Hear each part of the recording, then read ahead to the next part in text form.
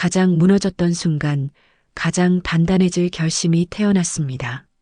상처투성이었던 하루하루가 쌓여 마침내 변화라는 두 글자가 심장을 울렸죠. 당연하게 참아야 했던 말들, 자연스럽게 넘겨야 했던 눈빛들 속에서 누군가는 조용히 울었고 누군가는 조용히 싸웠습니다. 그날 거울 앞에 선 두 사람은 서로의 선택이 되기로 했습니다. 그리고 세상이 알지 못한 작고 단단한 반격이 시작되었죠. 과연 그들의 선택은 무엇을 지켜내게 될까요? 좋아요, 구독 감사합니다. 그럼 오늘의 사연 시작합니다. 미진의 눈에는 언제나 세진이 빛났습니다. 일란성 쌍둥이라 얼굴은 똑같은데 성격만큼은 정반대였어요.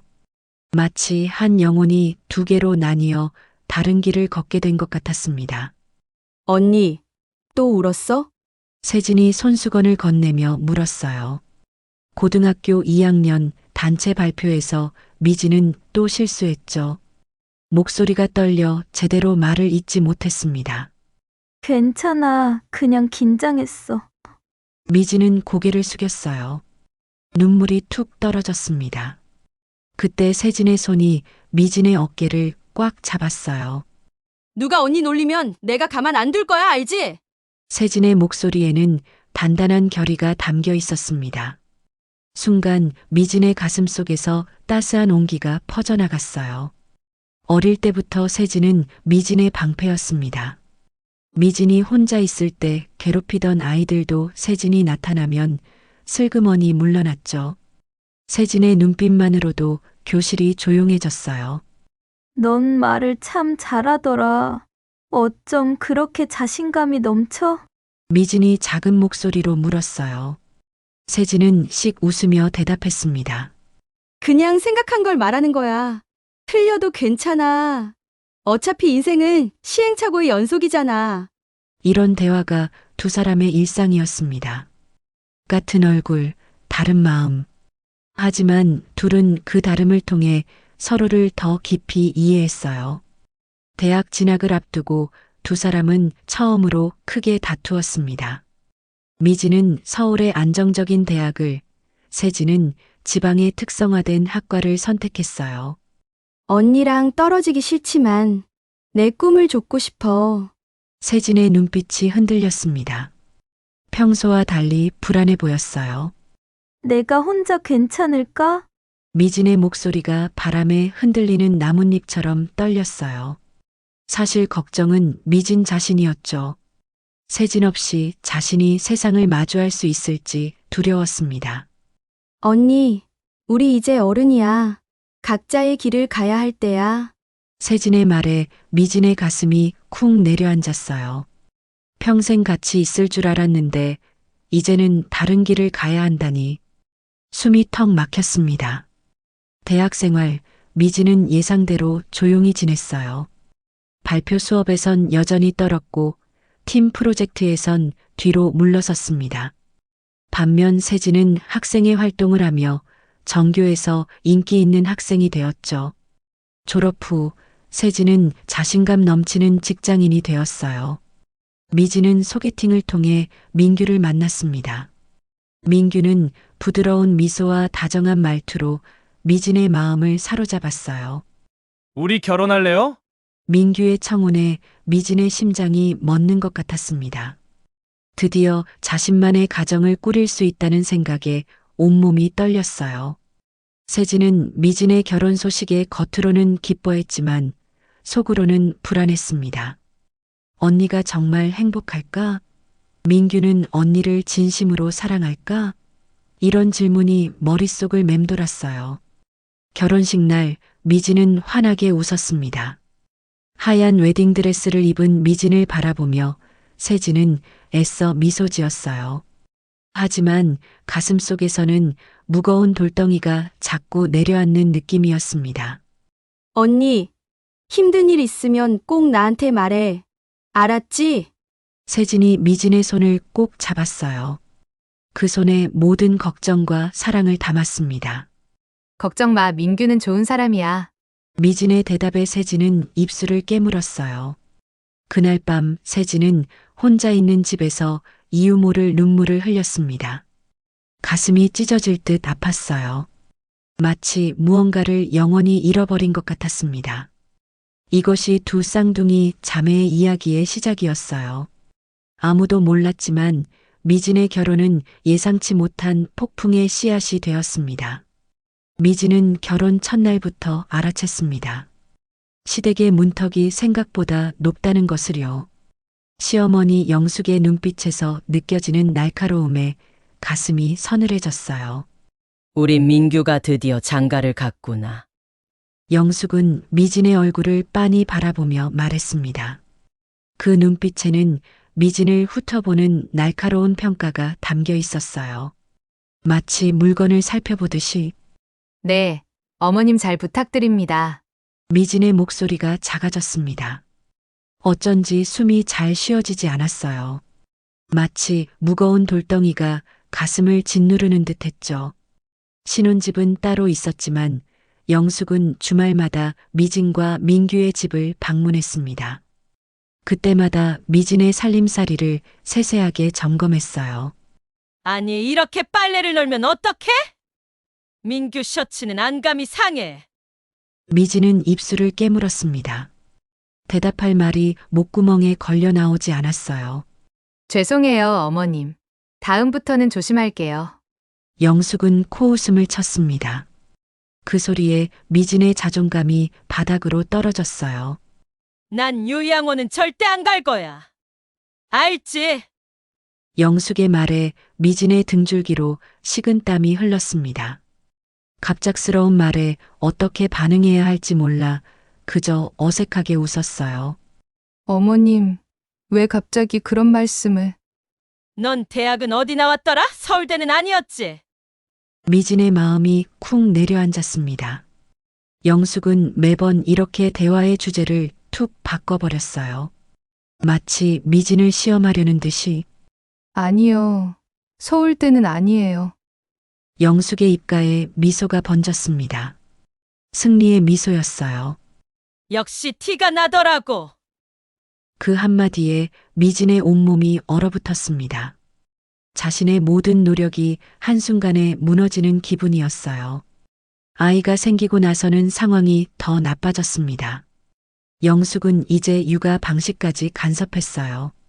애가 왜 이렇게 말랐니? 내가 민규를 키울 때는 통통했는데. 미진은 말없이 고개를 숙였습니다. 목 안쪽이 뜨거워지는 걸 느꼈어요. 눈물이 차올랐지만 꾹 참았습니다. 어머님, 아이는 개인차가 있잖아요. 미진이 조심스레 말했어요.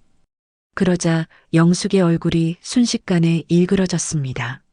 뭐, 내 말이 틀렸다는 거야? 미진의 심장이 요동쳤습니다. 단순한 대화가 아니었어요. 이건 권력 싸움이었습니다. 아닙니다. 어머님, 제가 잘못 말했어요. 다시 침묵이 흘렀습니다. 미진은 매번 이렇게 물러섰어요. 그럴 때마다 자신의 일부가 조금씩 사라지는 기분이었습니다. 어느 날 영숙이 또다시 방문했을 때였어요. 갑자기 영숙이 아이를 안고 말했습니다. 나중에 크면 할머니 모실 거지? 엄마, 아빠처럼 요양원에 보내면 안 돼. 아이는 어리둥절한 표정으로 고개를 끄덕였어요. 미진의 가슴이 찢어지는 것 같았습니다. 어머님, 아직 어린 아이에게 그런 말씀은. 영숙은 미진을 무시한 채 계속 아이에게 말했어요. 할머니가 늙으면 누가 돌봐주지? 엄마는 바빠서 못 돌봐줄 텐데. 미진의 손이 떨렸습니다. 입술을 꽉 깨물어 피가 날 것 같았어요. 그날 밤 미진은 화장실에 숨어 조용히 울었습니다. 민규에게 말할 수도 없었어요. 민규는 항상 엄마가 그럴 리 없어. 라고만 했으니까요. 휴대폰이 울렸습니다. 세진이었어요. 언니, 요즘 어때? 목소리가 안 좋더라. 미진은 말을 하려다 목이 메었습니다. 눈물이 주르륵 흘렀어요. 나 괜찮아. 세진의 목소리가 날카로워졌습니다. 언니, 지금 울고 있어? 무슨 일 있어? 미진은 더 이상 참을 수 없었습니다. 오랫동안 억눌러왔던 모든 감정이 폭포수처럼 쏟아져 나왔어요. 세진아, 나 정말 힘들어. 전화기 너머로 세진의 깊은 한숨이 들렸습니다. 미진은 느꼈어요.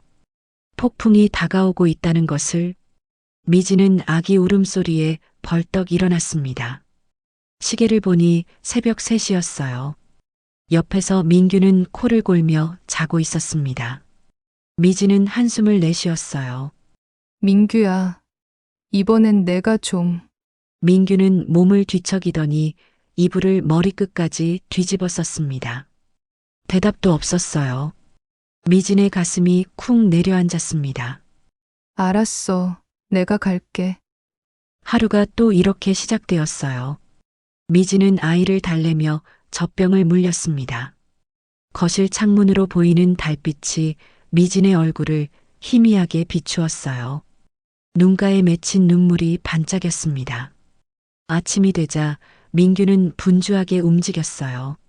하지만 그건 출근 준비가 아니었습니다. 오늘 자전거 대회가 있어. 저녁에 늦을 거야. 민규는 미진의 얼굴도 제대로 보지 않고 말했어요.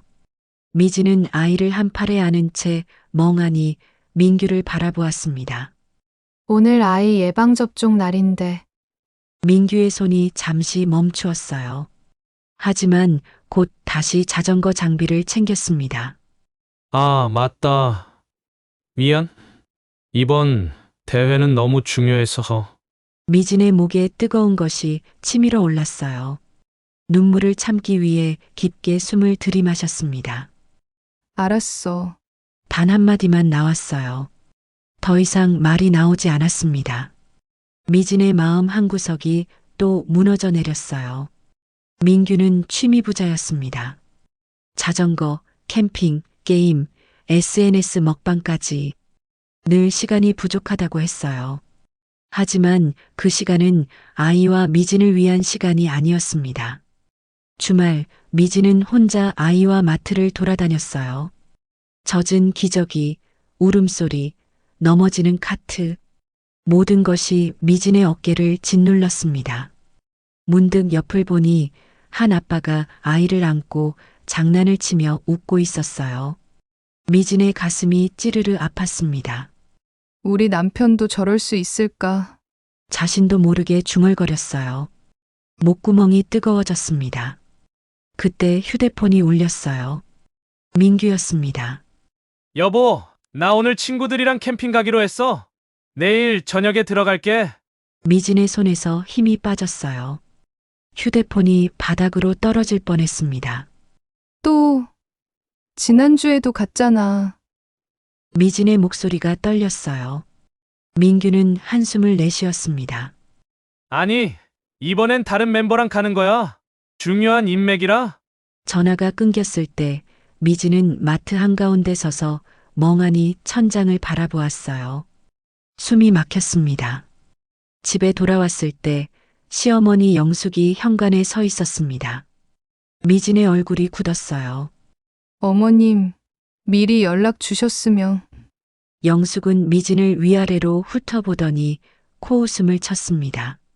뭐야, 그 꼴이 뭐니? 우리 민규가 볼까봐 걱정되네.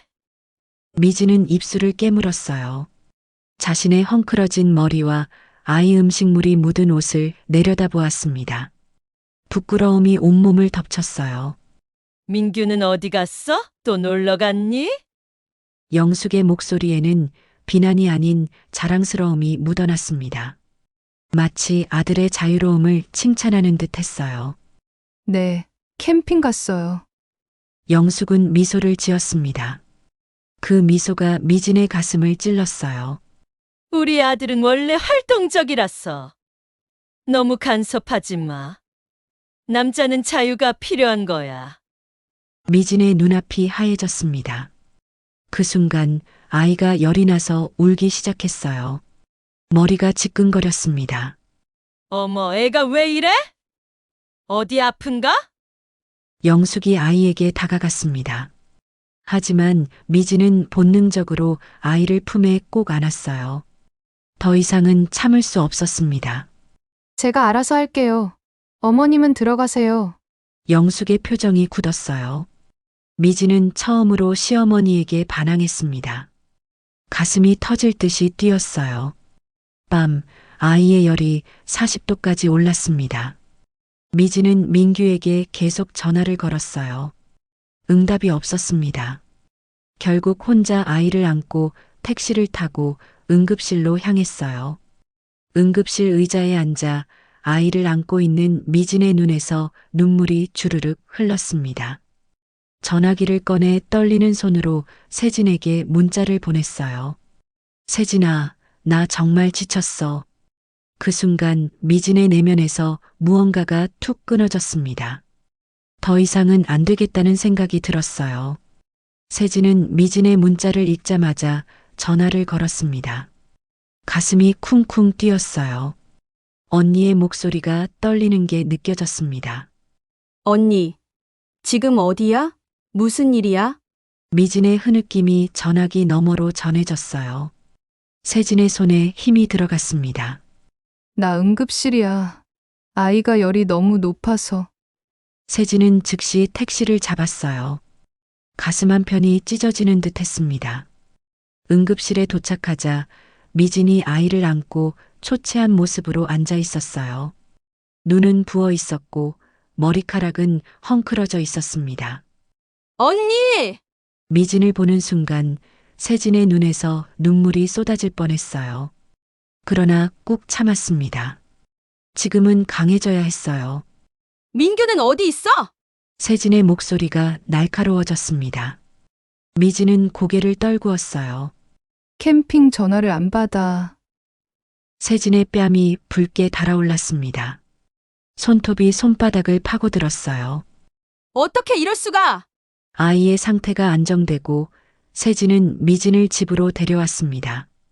집안은 엉망이었어요. 빨래더미, 설거지 안 된 그릇들, 바닥에 흩어진 장난감들. 미진의 삶이 그대로 드러나 있었습니다. 언니, 이제 말해봐, 다 말해! 미진은 소파에 앉아 천천히 이야기를 시작했어요. 시어머니의 간섭, 민규의 취미생활, 독박 육아의 현실. 말을 할수록 미진의 어깨는 더 축 처졌습니다. 처음엔 민규가 너무 좋았어. 다정하고 다른 남자들과 달랐거든. 그런데 미진의 목소리가 점점 작아졌어요. 손가락이 떨리고 있었습니다. 결혼하고 나서 달라졌어. 마치 다른 사람이 된 것 같아. 세진은 미진의 손을 꼭 잡았어요. 그 손이 얼마나 거칠어졌는지 느껴졌습니다. 한때 피아노를 치던 섬세한 손이었는데 어제는 아이가 열이 나는데도 자전거 대회에 갔어. 오늘은 결승이야. 못 빠져라고 하면서. 미진의 눈에서 굵은 눈물이 떨어졌어요. 세진의 가슴 속에서 무언가가 확 타올랐습니다. 그리고 시어머니는 계속 요양원은 안 간다고 말해. 나보고 노후를 책임지라는 거야. 민규는 그런 말을 들어도 아무 말도 안 해. 세진은 입술을 깨물었어요. 분노가 치밀어 올랐습니다. 언니, 이건 사랑이 아니야! 이건 학대야! 미진은 흠칫 놀랐어요. 학대라는 단어가 현실을 직면하게 했습니다. 그동안 자신이 참아온 것들이 갑자기 명확해졌어요. 나 그래도 아이가 있잖아. 세진은 단호하게 고개를 저었습니다. 눈빛이 날카로웠어요. 아이 때문에 언니가 이렇게 망가져야 해? 아이에게도 좋지 않아! 그날 밤 세진은 미진의 집에 머물렀습니다. 새벽에 민규가 들어왔어요. 캠핑 장비를 들고 현관문을 열자 세진이 팔짱을 끼고 서 있었습니다. 세진이, 민규의 얼굴이 굳었어요. 세진의 차가운 눈빛에 움찔했습니다. 응급실 다녀왔어. 아이가 열이 40도였거든. 민규의 얼굴이 창백해졌어요. 휴대폰을 꺼내 확인하더니 당황한 표정을 지었습니다. 전화를 못 받네. 산에서 신호가. 세진은 민규의 말을 자르고 손을 들어 보였어요. 그만 더 이상의 변명은 필요 없어. 민규는 입을 다물었습니다. 세진은 결심했어요. 이대로 둘 수 없었습니다. 다음 날부터 세진은 미진의 집을 자주 방문했어요. 그리고 몰래 카메라를 설치했습니다. 시어머니의 폭언, 민규의 무책임한 행동, 미진의 눈물, 모든 것을 기록했어요. 미진이 아이와 놀이터에 가면 세진은 집에 남아 증거를 모았습니다. 민규의 휴대폰 내역, 시어머니와의 대화 녹음, 미진의 일기장, 퍼즐이 하나둘 맞춰졌어요. 한 달 후 세진은 모든 증거를 USB에 담았습니다. 미진에게 보여주며 말했어요. 언니, 이제 선택해야 해. 이대로 살 거야? 아니면 변화를 만들 거야? 미진의 눈에 두려움과 결의가 함께 어렸습니다. 마침내 고개를 들었어요. 변화. 만들고 싶어? 세진은 미소 지었습니다. 언니의 목소리에서 오랜만에 힘을 느꼈어요. 그럼 이제부터는 내가 언니 대신 그들을 만날게. 세진의 눈이 결연하게 빛났습니다. 폭풍의 중심에 뛰어들 준비가 되었어요. 세진은 옷장 앞에 서서 미진의 옷을 살펴봤습니다. 어깨가 늘어난 티셔츠, 낡은 운동복, 보풀 일어난 스웨터. 이게 전부였어요. 옛날에 세련된 미진은 어디로 사라진 걸까요? 이걸로 할게. 세진은 미진의 원피스를 꺼내 입었습니다. 거울 속 자신의 모습을 바라보니 정말 미진 같았어요. 일란성 쌍둥이의 힘이었습니다. 언니, 괜찮아? 미진은 침대 위에 앉아 손가락을 꼼지락거렸어요. 불안함이 온몸에서 느껴졌습니다. 나 무서워. 민규가 화내면 어쩌지? 세진은 미진의 어깨를 꽉 잡았어요. 눈빛이 단단했습니다. 걱정 마. 오늘 이후로 모든 게 달라질 거야. 미진은 고개를 끄덕였어요. 아이를 꼭 안으며 떨리는 목소리로 말했습니다. 그럼 조심해. 세진은 결연한 표정으로 집을 나섰어요. 손에는 USB와 노트북이 들려 있었습니다. 오늘은 민규의 부모님 집에서 가족 모임이 있는 날이었어요. 미진 대신 세진이 참석하기로 했습니다. 시댁 현관 앞에 서자 세진의 심장이 빠르게 뛰었어요. 숨을 깊게 들이마시고 초인종을 눌렀습니다. 어머, 왔니, 민규는? 영숙이 문을 열었어요. 세진은 미진처럼 조용히 고개를 숙였습니다. 곧 올 거래요. 회사에 급한 일이 있대서. 거실에는 민규의 아버지와 형수가 앉아 있었어요. 세진은 조용히 인사를 하고 구석에 앉았습니다. 마치 미진이 늘 그래왔듯이 애는 어디 두고 왔어? 오늘은 데려오라고 했잖아. 영숙의 목소리에 날이 서 있었어요. 세진은 목구멍이 타들어가는 느낌이었습니다. 어떻게 언니가 이런 말투를 매일 견뎌왔을까요? 감기가 심해서 집에 있어요. 영숙은 혀를 찼어요. 불만이 얼굴에 그대로 드러났습니다. 그 애는 왜 항상 아픈 거야? 너희 육아법이 문제 있는 거 아니니? 세진의 손톱이 손바닥을 파고들었어요. 참아야 했습니다. 아직은. 1시간 후 민규가 도착했습니다. 세진과 눈이 마주치자 민규가 살짝 당황한 듯 했어요. 여보, 늦어서 미안 회사에 갑자기. 세진은 차갑게 시선을 돌렸습니다. 민규는 어색하게 웃으며 자리에 앉았어요. 식사 시간, 영숙은 끊임없이 잔소리를 늘어놓았습니다. 음식을 덜어주는 방식, 수저 잡는 법, 물 따르는 순서까지 모든 것이 비판의 대상이었어요. 정말 몇 년째 가르쳐도 안 늘어. 우리 민규는 어쩌다 이런 며느리를 만났니? 세진의 내면에서 무언가가 끌어올랐어요. 그러나 여전히 미진의 모습을 연기했습니다. 식사가 끝나고 설거지를 하려는 순간 세진은 그릇을 내려놓았어요. 모두 잠시만 거실로 모여주시겠어요? 보여드릴 것이 있습니다. 모두가 놀란 표정으로 세진을 바라봤습니다. 이런 당당한 목소리는 미진에게서 들어본 적이 없었으니까요. 갑자기 무슨 소리야? 민규가 물었어요. 세진은 대답 대신 노트북을 꺼냈습니다. USB를 꽂고 영상을 틀었어요. 화면에는 민규가 아이의 울음소리를 무시하고 게임에 몰두하는 모습, 시어머니가 미진에게 요양원 이야기를 반복하며 압박하는 장면, 미진이 혼자 아이를 안고 응급실에 가는 모습이 차례로 나왔습니다. 이게 뭐야? 민규의 얼굴이 창백해졌어요. 영숙은 입을 벌린 채 말을 잇지 못했습니다. 이건 마마보이의 취미부자의 그리고 독방 육아까지! 이게 가정이라고 생각하세요? 세진의 목소리가 날카로워졌어요. 그제서야 모두가 눈치챘습니다. 너 미진이 아니지?